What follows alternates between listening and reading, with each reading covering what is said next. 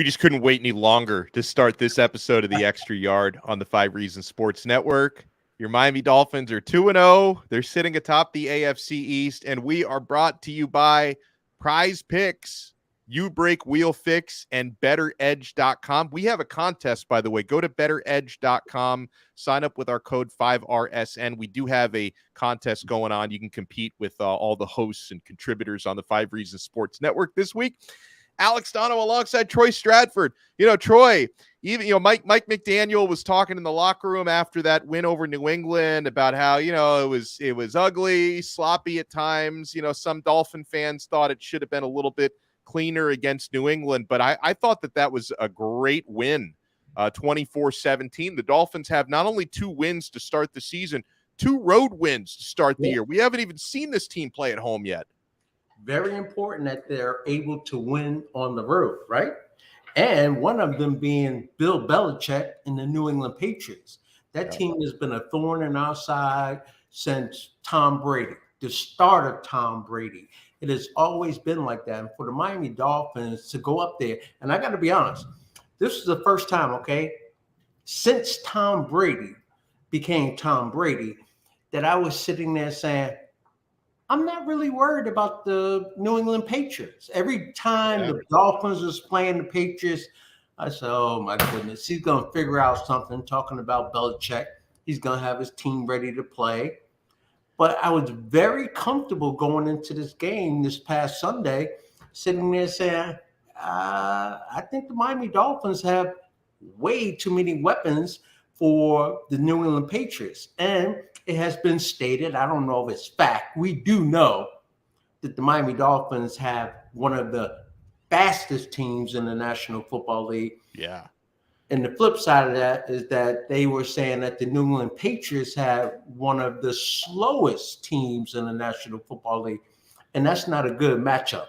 And so throughout the game, you saw Bill Belichick sometimes playing 3 safeties deep. Sometimes he had 7 guys, 12 yards off the ball, and he was just inviting the Miami Dolphins to run the football and to throw the football quickly, and the Miami Dolphins did exactly that. And that's what impressed me so much, Troy, is this team has so many different ways to beat you, and we're only talking about offense right now because the defense 2 weeks in a row make timely plays when they're needed most, but offensively, it's like pick your poison. Okay, so 2 of the deadliest weapons in the National Football League line up wide for Miami. Tyreek Hill, who, despite being slowed down in this game, did score a touchdown. Jalen Waddle had 4 big catches for 86 yards. Now, we hope he's okay. He suffered a big collision late in the game. It looked like he walked off the field all right. He's in concussion protocol now, so hopefully he's able to pass through that protocol relatively quickly. But like you said, Bill Belichick came up with darn good game plan to slow down those 2 guys, right? But the problem is, even if you slow down those 2 guys, Dolphins, even without like a fully healthy running back room, because Jeff Wilson is on IR, Raheem Mostert had a heck of a game. And I have him on my fantasy team. Yes. For you. I went up against him, so it got a little dicey. I still ended up winning my matchup, but it got a little dicey going up against Raheem Mostert. But it's like, even if you're able to limit, if not almost eliminate Waddle and Tyreek as factors, you still have to contend with Braxton Berrios, who doesn't catch a lot of balls, but every ball he does catch is a big one, Troy. That's the thing about Berrios. It's like every pass that dude catches seems to be for a first down on third down. River Craycraft had some important catches in the game. Durham Smythe is not the receiving threat that Mike Gesicki was here for a few years, but he seems to put in timely catches when he needs to. And Tua is patient and he makes the right decisions, Troy, because you don't need to have a quarterback who tries to get impatient and force things downfield, right? I mean, listen, he did throw an interception, could have done better on that throw, but overall, he's making the right decisive decisions. That's a little repetitive, but this offense has so many different ways to beat you. It's funny, you use the word patient when it comes to Tua, right? If you look at this Miami Dolphins football team offensively, there's not another team in the National Football League that plays as fast from 0 to 2 seconds, to 0 to 2.5 seconds. That ball is gone. And the great quarterbacks in the past, I always used to love one ingredient about them. I said, they beat you before they snap the ball. They line up. I don't know if you watched a little bit of the New York Jets and Hard Knocks, and they were practicing against another team, and Aaron Rodgers, hopefully he'll be all right. Aaron Rodgers was under center, and he's looking at this guy because the guy is threatening the blitz, right? Right. Aaron Rodgers said, "You're not coming." He just said it, like calling out the snap count and all of that. And he's like, "You're not coming back up." That was so impressive to me. The Tom Brady's of the world, Aaron Rodgers, the Dan Marinos, we could go on and on. They come to the line of scrimmage, and from them doing their homework throughout the week, they know where they are going with the football before they snap the football. Yeah. And I'm starting to see that. I go back to week 1. We didn't do a show last week, and the Miami Dolphins had that great win against the Chargers, right? I go back to last week, and I sit there and I go, no, these Miami Dolphins, they are a show. They are a handful. They give you something to worry about, something to think about constantly. I think that in the offseason, Coach McDaniel was sitting there saying, what can I do? I got to be more creative here. I got weapons on this offensive football team that I'm orchestrating, right? And all of a sudden, and I said it right before the start of the season, I said, I'm looking forward to seeing this offense because I think that Coach McDaniel has figured out something. Yeah. He has tinkered with a lot of things. He moves Tyreek in different ways, smite the tight end in different ways. He's moving people around in different ways. And so far, no one has not been able to catch up with it. You find wide receivers open. And I heard something earlier this week, or it's only Tuesday, so I heard something like yesterday. And they talk about Tua and how fast he gets the ball out of his hand. It's like 1.9 seconds. Yeah, it's crazy. They are orchestrating. So I see him coming up to the line of scrimmage, and he surveys the defense. He knows he's moving guys around, and they know right away. Tua knows right away. And thank goodness, because in one of those traditional offenses with the concussion stuff that Tua has going on, you really don't want him sitting in the pocket for 5 seconds, 6 seconds, 7 seconds, because now disaster is just around the corner. So I think the Miami Dolphins have figured this out. I think Tua has figured this out. And I go back to last year and early on in the season when the Miami Dolphins started off very well, right? I pointed out that the Miami Dolphins, what I like about them is they won a certain way game 1, won a different way game 2, they won a different way game 3. Now we're sitting here after last week's game.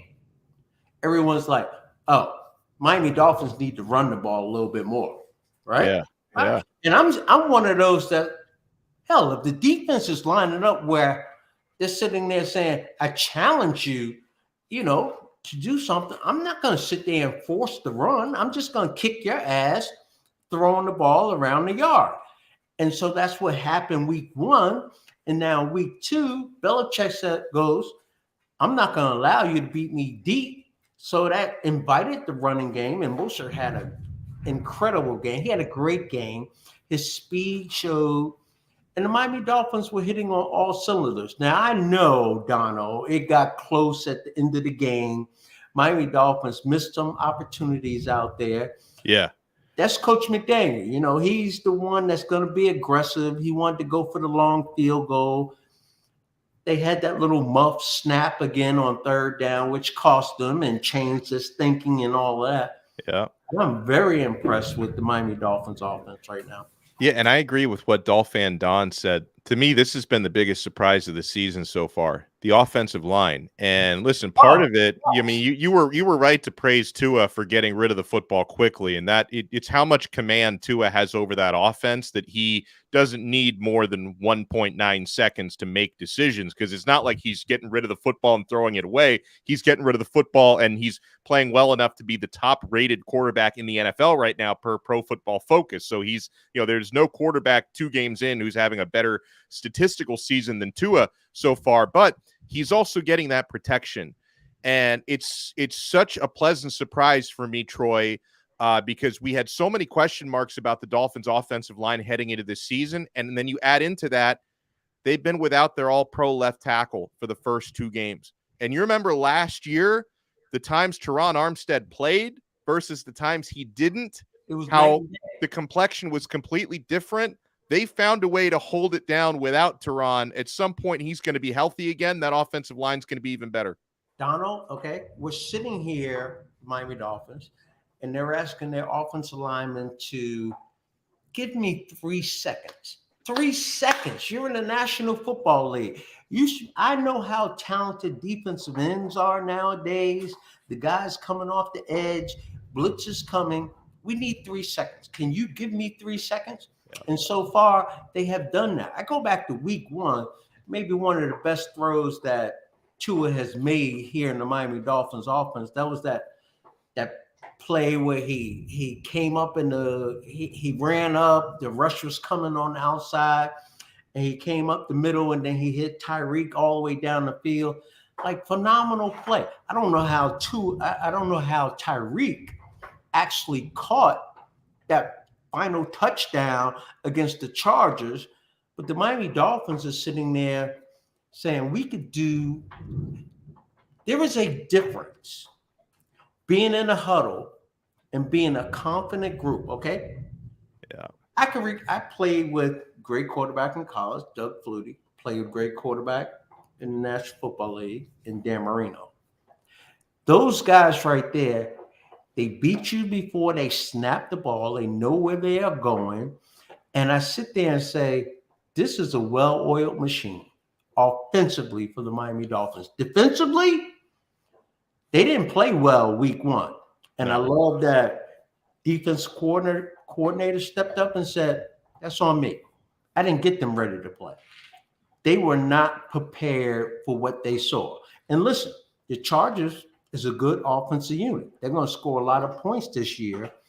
And the Miami Dolphins won a squeaker, right? But I sit here and I looked at the defense this week, completely opposite. They had blitzes coming because they didn't blitz really until the last series in game 1. They came after yesterday or Sunday in the game. They came after them, and it created problems. And then, all of us fans, we've been waiting for Chubb to arrive. Oh, did he arrive? What a game. He caused the fumble, right? Yeah, he did. That was a monster play. And as a ball carrier, I know when someone that you can't see behind you either hammers down or scoops up, that ball is coming free. Like, you just don't have your eyes on that person. You can't see that. Right. And that was a big turnover because the Patriots at the time, they had put together a nice little drive there against the Miami Dolphins. So the defense stepped up, and they played without Phillips, right? Yep. So the Miami Dolphins are showing right now that they got something working. I'm looking forward to game 3. Yeah, honestly, like the only things I can really complain about, and one of them's a big one that you referenced. But before I get to that, I wish kicking game was a little bit more consistent and cleaner. Yes. But then the big one is, and I feel fortunate that this hasn't cost the Dolphins a game yet. Troy, we're at like 3 bad snaps per game. Yes, it's crazy. Like, and like it's easy for me to say, well, you got to work on that more in practice. I'm sure they are. I'm sure they're work, but that exchange between Connor Williams and Tua Tagovailoa, it's been off each of these first 2 weeks.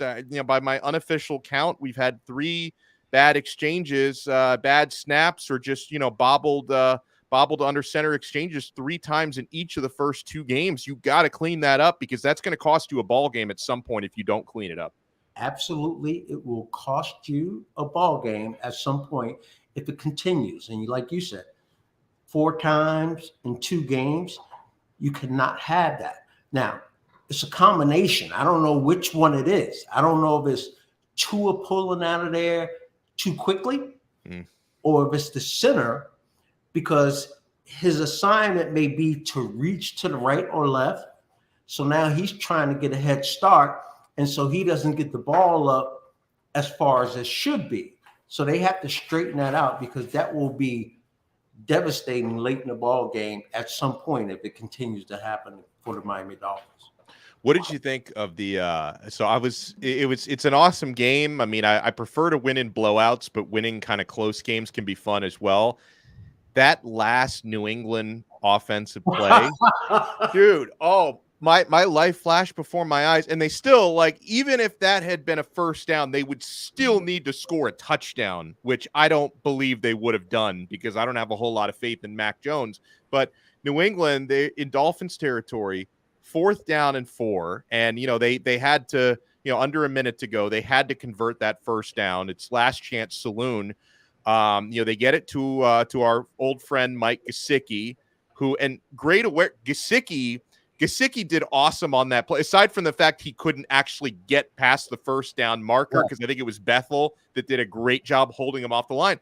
But unbelievable awareness by Gesicki to know exactly where he is. There's no way I can stretch for this first down. I'm not going to get it. So he laterals it to offensive guard Cole Strange, who rumbles up like 3-4 yards. And Troy, when I'm watching that live speed, I thought for sure he's got the first down. They showed the slow motion replay. For sure, I thought he had the first down. It wasn't until they went to like the super forensic evidence where they actually did the still frame. They do the still frame, and you can see that his knee went down a couple inches shy of the first down, and so they rightfully overturned the first down. The game was basically over. Dolphins could line up in the victory formation. I know some New England fans were getting kind of pissy about it because they thought he had a first down, but the evidence was the evidence. They had to go like super Zapruder film on it to find like the exact frame, but that was not a first down, and that was about as thrilling of an ending as you could get. A lot of people, football fans, they sit there and they don't like the replays. That's like one of the best things that has happened in the National Football League, in college as well, is because so many games have been won or lost in the wrong decision, the wrong outcome, because a penalty was caused or happened.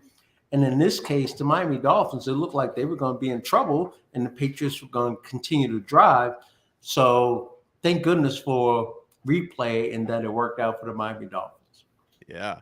So now let's take a big picture look, but I want to remind you guys, we are proudly brought to you by Prize Picks. Prize Picks, so much fun. Prize Picks app or the Prize Picks website, prizepicks.com. Sign up today. If you haven't signed up yet, use our code 5, F-I-V-E. Spell it out. Use our code 5, and they're going to match your first deposit 100% up to $100. If you deposit $100 with our code 5, you get $100 in bonus money free at Prize Picks. Fully legal in the state of Florida. This is not an offshore operation. There's nothing shady about it. And at Prize Picks, it's you versus the numbers. You simply select 2, 3, 4, 5 players, and it could be all NFL players. You can mix in college selections. You can mix in Major League Baseball selections. Once the NBA starts, mix in, you can go cross sport and cross league with this. Select 2, 3, 4, 5 players. Predict if they're going to go over or under their stat projections. And if you get all your predictions correct, you win real money, and you can win big money because they use multiples for those payouts. So it's a lot of fun. So check it out, prizepicks.com or the Prize Picks mobile app. Use our code 5. That's F-I-V-E. Prize Picks truly is daily fantasy made easy. And we are also brought to you by bettoredge.com, B-E-T-T-O-R edge.com. This is sports betting without a sports book. Fully legal in the state of Florida. Again, you can get the lines you want at Better Edge. BetterEdge.com. Use our code 5RSN for a $20 sign-up bonus. And we do have, I tweeted it or X'd posted it, whatever we call it now, a little earlier today on how you can enter our 5 Reasons Sports contest, because we have a betteredge.com contest. You can compete with 5 Reasons Sports hosts and content creators. BETTOR edge.com. Use our code 5RSN for a $20 bonus. So Troy, again, I know it's early in the year, obviously 2 games played out of 17. It's a marathon, not a sprint. But so far, the AFC East, Dolphins are 2-0. Jets and Bills are both 1-1. Jets lost their future Hall of Fame quarterback for the season. Zach Wilson went out there and threw 3 picks on Sunday. Get used to that, Jets fans. And the Patriots are 0-2. So the Dolphins are sitting by themselves atop the AFC East right now. 2 games in, there's no question, Troy, not just based on the records. I don't think there's any question who the best team is in this division, and it's the Miami Dolphins right now. I still put the Buffalo Bills up there. Mm-hmm.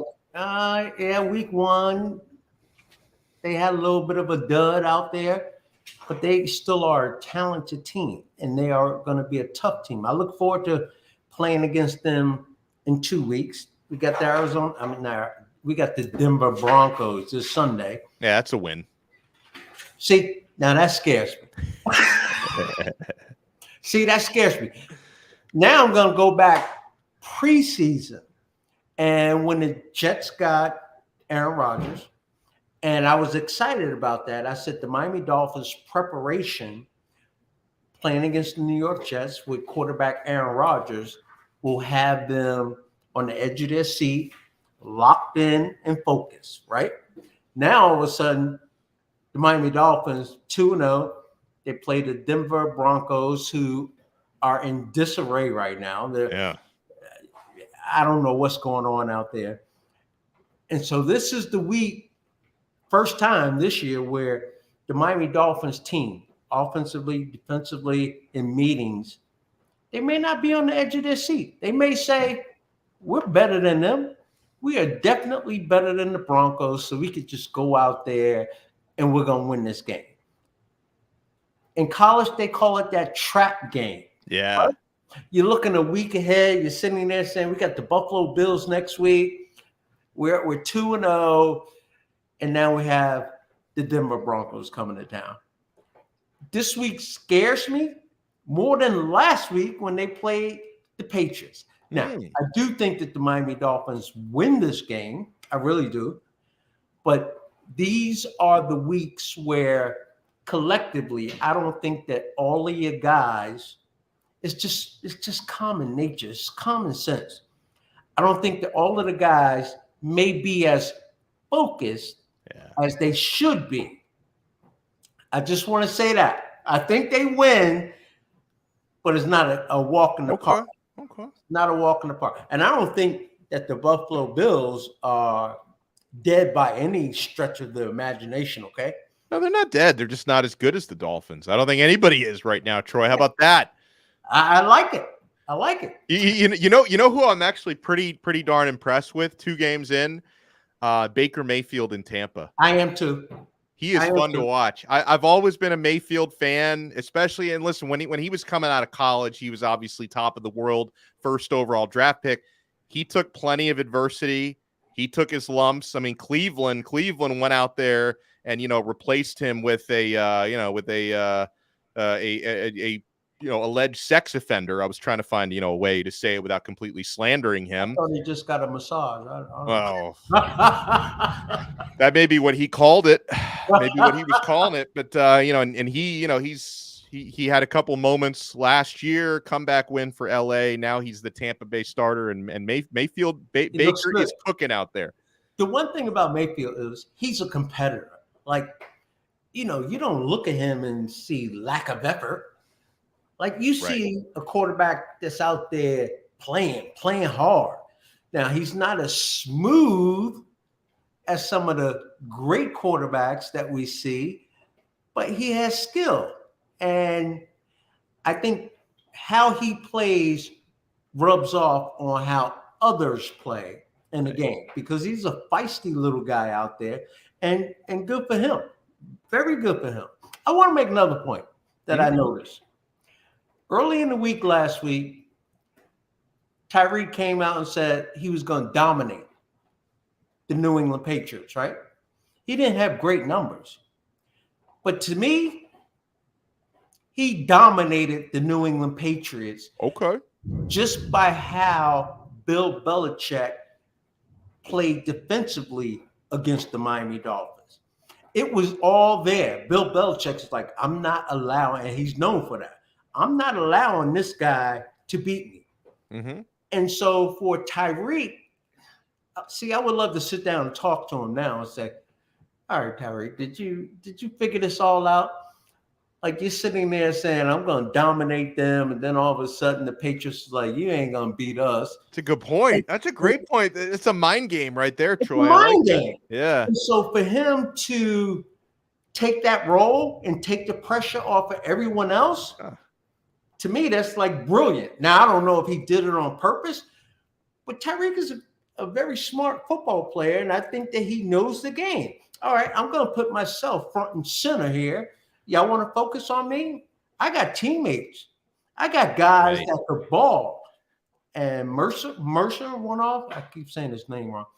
He goes off, and the offensive line held up once again. The defense showed up once again. I just think it was brilliant on his part. I like this one from Hooked Up Joe. The hooded rat talking about Belichick. Used a new scheme on D, not seen before. He really wanted to beat Tua. Also, like it's anytime you watch the Patriots on TV, especially when Chris Collinsworth is calling a game, every 3 seconds you've got to hear about what a genius Bill Belichick is. So on that first drive, you know, and I'd so wish the Dolphins they were held to a field goal on the opening drive, but then Collinsworth was like, incredible. They only scored a field. See, that's the Bill Belichick. Ben, don't break. And then he kept going on and on about the three safeties. Tua tripped. He tripped, yeah. But he then had a wide receiver that was wide open. He tripped. Yeah. Collinsworth was losing his mind at the genius of lining up with 3 deep safeties. I was hoping that in the next drive, Belichick would just have everybody drop back into coverage, just play with 11 safeties, and I could have heard Collinsworth praise the genius there. But it's like, we had to hear about that. But then, thankfully, the Dolphins' offense started cooking a little bit. We heard more about how awesome, and Collinsworth gave a lot of credit to Tua and McDaniel, which is great. We got to hear more of that and a little bit less about what a genius Belichick is. We got to put up with him, especially when he's old school. He played back when I played, and he played against the Belichicks of the world. And I could see his affinity for those coaches, those types of coaches. But come on, man, call it right. Like, I look at Coach McDaniel, and although he is, I don't know what word it is, unorthodox, not as smooth as a lot of other coaches, but his players relate to him. Yeah. He relates to his players, and it's working for the Miami Dolphins. I like what I see right now. I really do. Yeah. I love when Fangio took blame last week against the Chargers. I'll have them ready to go. And sure enough, they were ready to go. And so I think that the Miami Dolphins right now are playing good football on both sides of the football, offensively, defensively. We got to get those special teams straightened out. You know what I mean? We had a field goal attempt block. What else? What else do we have? It was something else, special team. Oh, we missed the field goal. We missed the field goal, yeah. So, you got to straighten those things out. Yeah. And it's unfortunate that we had the muff snap on 3rd and 1. Miami Dolphins get a first down there. This game is like in the books, and there is no drama at the end tossing the ball and if it was a first down or not. So how do we feel now 2 games in about the Dolphins running game? Because I know there had been so much talk during the offseason. Do you go out and get Dalvin Cook? They didn't. Nothing has obviously happened with Jonathan Taylor. Do you feel like the Dolphins are good enough as is, that their offense is dangerous enough and diverse enough? They don't need to go out and pay big for another running back. They're fine. Yeah. Dalvin Cook, I was never a fan of bringing him in. The only person that I was a fan of was Taylor. Right. in Indianapolis, right? He's only 24 years old. Dalvin Cook is 28 years old. And you've seen the first two games, just like Ezekiel Elliott with the New England Patriots. Yeah, that's weird seeing him as a Patriot. Yeah. They're past that threshold. They're on the back nine. Yeah. Let's throw a golf reference in there. They're on the back nine as opposed to, the front nine. And so I look at the Miami Dolphins, and I heard some of the sound bites.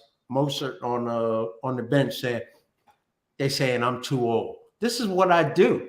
He's like, I just turned the Jets on. Yeah. The Miami Dolphins again. I go back to Coach McDaniel, and just formation-wise, he is beating teams formation-wise. And I see that they are running different formations, different actions. And early on in the game, it's all a setup. It's like, all right, let's see how you react to this one. Let's see how you react to this one. Let's see how you react to this one. And I think that Mike McDaniel right now, he has put himself free rent in the minds of coaches that he is playing against because of how much speed he has. And I'll say it again. The Miami Dolphins play the fastest football in the National Football League from the line of scrimmage to 5 to 7 yards down the field. And forget all of that. Tua can't throw the deep ball. I can't believe we're still talking about that. But they get their damage done in the first 5-7 yards most of the time. That's right. And yeah, you talk about that team speed. At one point on the telecast, they had that graphic on the screen of the 4 fastest Dolphins: Raheem Mostert, Devon Achane, who got a little work, Hill and Waddle, and all their 40-yard dash times. I think the slowest 40-yard dash between the 4 of them was like a 4.31. It was like crazy. It's ridiculous. That is absolutely all of those guys out there, right? We grew up in our neighborhoods, and we used to race on the street. Oh, yeah. Amongst your neighbors, right? Mm-hmm. The person that always wanted to race was who? The fastest guy one. in the neighborhood. Yeah. Oh, yeah. I do. That's why I never challenged anyone to a race. Never. Those guys that could run, that is like a badge of honor for those guys. And they just want to show their speed. It is a beautiful thing to watch. And the way how McDaniel has put these guys in motion to get a little bit of a head start, it was sort of like the blocked field goal that we had against the Patriots. They put him in motion, right? He came in from the outside. Now he's too fast. They gave him a head start, and you just can't get out there as a guy who's on the offensive line. That's your responsibility because this guy has a head start. That is like the Miami Dolphins wide receivers, Hill, Waddle, Burrio, all of them. And now you throw that running game in there where you get a crease here or there. You're trying to, give a little cushion. And all of a sudden the Miami Dolphins, throw what, 4-3 at you, 4-4 at you with a running back? That's stupid crazy. It's insane. Make sure everyone, you check out our awesome sponsors. We talked about prizepicks.com, PrizePicks mobile app with our code 5, FIVE, betteredge.com. Go to my Twitter profile or my X profile at Alex Donno. I tweeted out a link to our station-wide contest, and 5RSN is the code to get $20 bonus. And make sure you're checking out You Break Wheel Fix. Guys, if you're in South Florida and you need repaired or just tricked out wheels, you need to call You Break Wheel Fix, whether you get that curb rash or your wheels are faded or peeling, or you just want to freshen them up and get your wheels customized with Dolphins colors, Heat colors, Hurricanes colors, Inter Miami colors.